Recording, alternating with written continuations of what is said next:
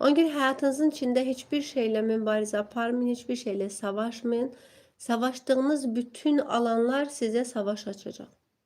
Anlamak, qorxuları anlamaq. Qorxular səni əslində qoruyur bir şəkildə.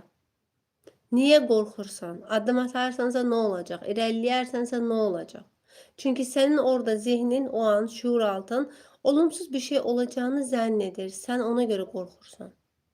Və niyə addım atmaqda, irəliləməkdə çətinlik çəkirsən? Çünki o alanlarda duracağın yeri bilmirsən.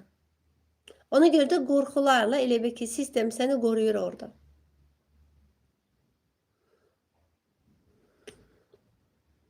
İnsan mübarizə aparmasa tez yıxılar. Mübarizə aparsa da yorular.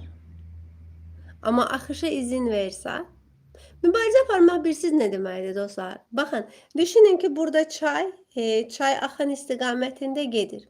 Mübarizə aparmaq, bax bu elə bil ki, həyatın axını, çay, həyatın axını. Mübarizə aparmaq bilirsiz nə deməkdir? Bu çay axır bir istiqamətdə və sən o çayın üstündə, çayın tərsi istiqamətində üzməyə çalışırsan. Amma biri də var